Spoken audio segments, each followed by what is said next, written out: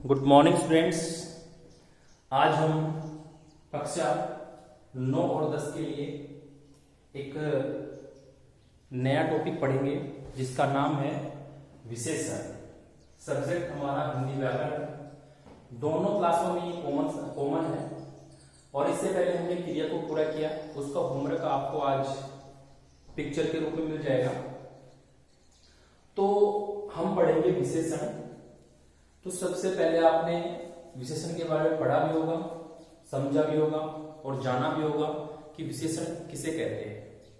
इससे पहले आपको संज्ञा का ज्ञान होना बहुत ही आवश्यक है कि संज्ञा किसे कहते हैं। तो संज्ञा की सीधी सी परिभाषा होती है किसी व्यक्ति, वस्तु, स्थान, दशा या भाव के नाम को संज्ञा कहते हैं। तो अब हम जब विशेषण पढ़ते हैं तो विशेषण की जो परिभाषा है वो इस प्रकार से बनती है कि संज्ञा और सर्वनाम शब्दों की विशेषता बताने वाले शब्दों को विशेषण कहते हैं।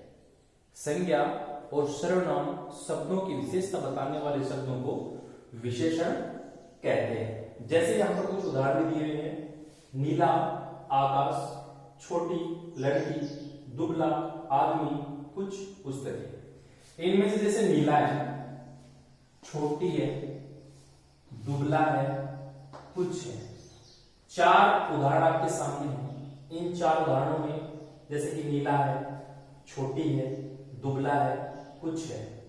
जो आकाश शब्द है इसकी विशेषता नीला से होता है। दूसरे वाक्य में लड़की है, उसकी विशेषता ये छोटी शब्द बता रहा है। आदमी है, उसकी विशेषता दुबला शब्द बता रहा है।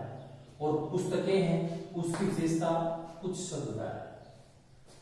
तो कहने का तात्पर्य यह है कि हमें नीला शब्द से आकाश के रंग का पता चलता है और छोटी से हमें लड़की के उम्र का या उसके आकार का पता चलता है कि छोटी है कि बड़ी है, लंबी है, पतली है, काली है, गोरी है।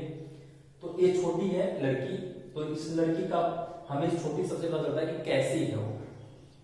आदमी दुबला है, तो दुबला है, पतला है, मोटा है, गोरा है, इस प्रकार के शब्द इसमें आते हैं और विशेषता बता रहे हैं आदमी की। कुछ पुस्तकें ज्यादा है, कम है, कुछ है, बहुत ज्यादा है। तो ये कुछ शब्द है, पुस्तकों की विशेषता बता रहा है और इनसे हमें इन चीजों का पता चलता है कि ये चीज कैसी है। तो ये जो पहले शब्द हैं जो हमें संज्ञा, ये संज्ञा शब्द है, जैसे कि ये है, ये है, ये है, ये है, ये चारों संज्ञा शब्द हैं। और मैंने किसी में ये बताया है संज्ञा और सर्वनाम शब्दों की विशेषता बताने वाले शब्दों को विशेषण कहते हैं। तो ये चार वाक्य आपके सामने हैं। इन चारों वाक्यों में जो पहले चार शब्द हैं वो चारों संज्ञाओं की विशेषता बता रहे हैं। इसलिए ये आपके जो सामने उदाहरण दिए गए हैं ये इस परिभाषा को सर्वथा सार्थक सिद्ध करते हैं कि संज्ञा और सर्वनाम शब्दों की विशेषता बताने वाले शब्दों को विशेषण कहते हैं। इसमें हमारे से एक सर्वनाम का उदाहरण छूट गया जो हम आगे लेंगे। उसके बाद में हम पढ़ते हैं विशेष्य के बारे में। अब तक हमने पढ़ा विशेषण के बारे में। विशेषण के बारे में आपको परिभाषा शायद इसकी याद हो गई होगी कि विशेषण किसे कहते हैं। दोबारा रिपीट कर देता हूं मैं।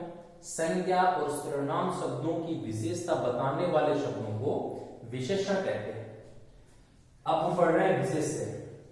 विशेषण शब्द जिस संज्ञा सर्वनाम की विशेषता बताता है उसे विशेष्य कहते हैं। विशेषण शब्द होना चाहिए, संज्ञा सर्वनाम शब्द नहीं होना चाहिए। विशेषण शब्द होना चाहिए और जिस संज्ञा सर्वनाम शब्द की विशेषता बताता है उसे विशेष्य कहते हैं। अर्थात विशेषण शब्द की विशेषता बताने वाले शब्दों को विशेष्य कहते हैं। जैसे आकाश, लड़की, आदमी, पुस्तकें। जैसे ये चार वर्ण आपके सामने आए हैं, चार शब्द, ये चारों शब्द हमें इसकी विशेषता बता रहे हैं और ये विशेषता बताने वाले शब्द हमें विशेष्य की पहचान कराते हैं, अर्थात इन्हें विशेष्य कहा जाता है। अब हम इसके आगे देखते हैं विशेषण के भेद। क्या पढ़ते हैं? विशेषण के भेद। तो संज्ञा और सर्वनाम शब्दों की विशेषता बताने वाले शब्द जो होते हैं विशेषण, उनका जो बांटना है या उनके भेद हैं वो चार प्रकार से किए गए। चार प्रकार कौन कौन से हैं? गुणवाचक, परिमाणवाचक, संख्यावाचक, सार्वनामिक। दोबारा से देखिए, गुणवाचक, परिमाणवाचक, संख्यावाचक, सार्वनामिक। तो इन विशेषणों के भेदों के बारे में हम पढ़ेंगे अभी विस्तार से कि ये क्या होते हैं और किस प्रकार से इनका विभाजन किया गया है। तो हम पहला पढ़ते हैं गुणवाचक विशेषण। और गुणवाचक जो विशेषण है उसकी परिभाषा इस प्रकार से है कि जो विशेषण संज्ञा या सर्वनाम शब्दों के गुण, दोष, रूप, रंग, आकार, स्वभाव, दशा आदि का बोध कराते हैं या अन्य कोई विशेषता बताते हैं, वे गुणवाचक विशेषण कहे जाते हैं। दोबारा देखिए, जो विशेषण संज्ञा या सर्वनाम शब्दों के, संज्ञा या सर्वनाम शब्दों के गुण, दोष, रूप, रंग, आकार, स्वभाव, दशा आदि का बोध कराते हैं तथा अन्य कई विशेषता बताते हैं, वे गुणवाचक विशेषण कहे जाते हैं। गुणवाचक जो हमें किसी भी चीज का गुण बताए वो गुणवाचक की श्रेणी में शामिल किए जाते हैं, जैसे गुण, दोष, रूप, रंग, दशा, आकार, दिशा, दशा। इसके अलावा भी हम बहुत से इसके गुण हैं जिनका अध्ययन कर सकते हैं, जैसे कि गुण में क्या आएगा, अच्छा है, बुरा है, भला है, सभ्य है, नम्र है, या इसके अलावा दानी, सुशील, कर्मठ आदि है। इसके अलावा दोष, दोष कौन कौन से होते हैं, बुरा, अशिष्ट, असभ्य, दुष्चरित्र, कंजूस, चोर, झूठा आदि। रंग है, रंग में क्या आएगा, काला, लाल, हरा, पीला, सफेद, नीला। रूप में क्या आएगा, सुंदर है, कुरूप है, आकर्षक है, दर्शनीय है आदि। दशा में क्या आएगा, दशा रोगी है, स्वस्थ है, मोटा है, पतला है, बीमार, बिगड़ा हुआ, सुखी, दुखी, पिंगला, गाढ़ा, गीला, सूखा आदि आते हैं। उसके बाद में आकार, गोल, चपटा, सुडोल, अंडाकार है, चपटा, त्रिभुजाकार है आदि।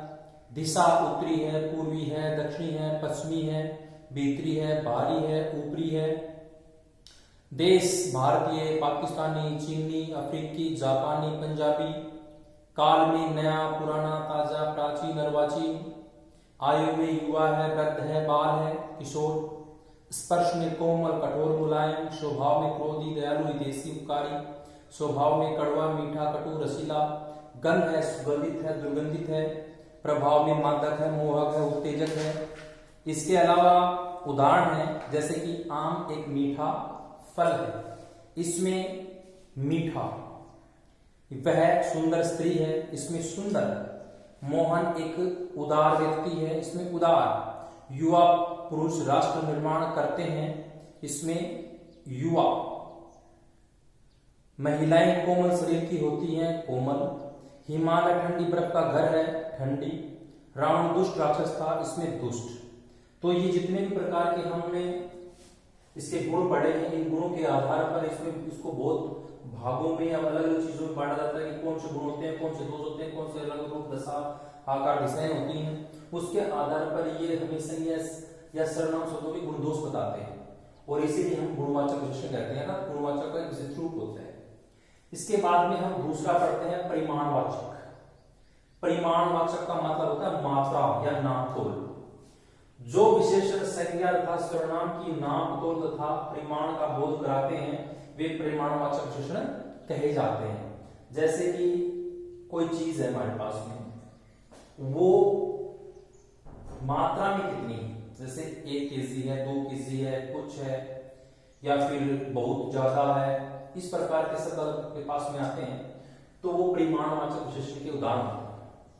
जैसे 200 ग्राम चीनी लाओ, इसमें जो 200 है ये आपके परिमाणवाचक का उदाहरण है।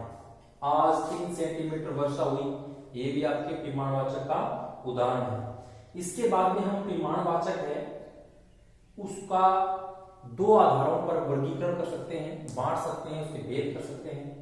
एक होता है निश्चित परिमाणवाचक, एक होता है अनिश्चित परिमाणवाचक। तो परिमाणवाचक जो विशेषण है उसको हम 2 भागों में बांट सकते हैं, निश्चित और अनिश्चित परिमाणवाचक विशेषण।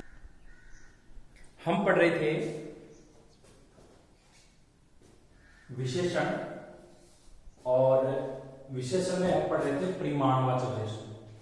और परिमाणवाचक विशेषण के हमने दो भेद किए हैं, निश्चित परिमाणवाचक और अनिश्चित परिमाणवाचक। तो निश्चित परिमाणवाचक क्या होता है?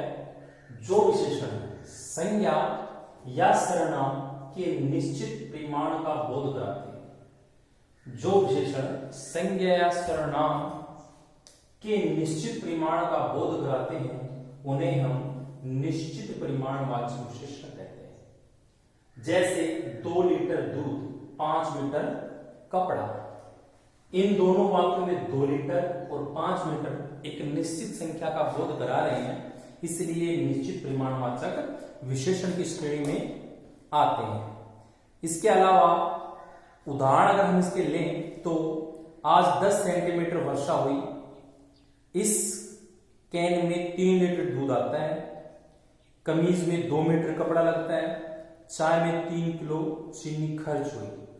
यानी कि जब भी हम कोई सेंटेंस पढ़ते हैं तो पढ़ने के बाद में हमें ये लगता है कि इसकी मात्रा जो है हमारे सामने एकदम सही आ रही है और हम उससे एकदम सही अंदाज लगा सकते हैं, तो वो हम निश्चित परिमाणवाचक विशेषण में गिनते हैं। इसके बाद में है दूसरे नंबर का है अनिश्चित परिमाणवाचक। इसका अर्थ है जो विशेषण संज्ञा या सर्वनाम के अनिश्चित मात्रा या परिणाम का बोध कराते हैं उन्हें अनिश्चित परिमाणवाचक विशेषण कहते हैं। यानी कि संज्ञा और सर्वनाम शब्दों की अनिश्चितता का बोध कराते हैं और उन शब्दों को पढ़कर हम कोई अंदाजा नहीं लगा सकते कि कितना, ठीक है।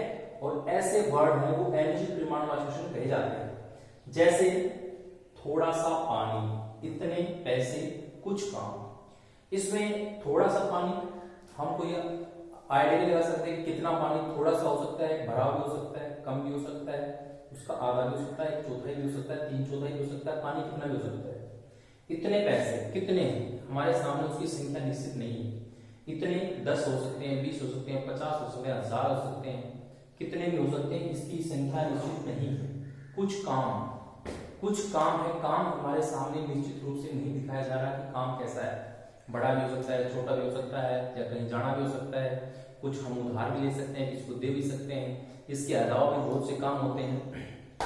अगर उदाहरण लें, इस व्यापारी ने बहुत धन कमाया, अभी कितना काम बाकी है, मुझे थोड़ा सा पानी पीने को दीजिए, छोटे बालक को इतने पैसे मत दो। ये इस प्रकार के उदाहरण हैं जो हमें ये दिखाते हैं कि विशेषण की ये जो संख्याएं हैं वो हमें किसी निश्चित स्थिति में नहीं ले जाती, इसलिए वो अनिश्चित परिमाणवाचक श्रेणी में आती है। इस प्रकार हमने विशेषण पढ़ा और उसके दो भेद पढ़े हैं, एक गुणवाचक, एक परिमाणवाचक। और परिमाणवाचक के भी हमने दो भेद पढ़ लिए हैं, निश्चित परिमाणवाचक और अनिश्चित परिमाणवाचक।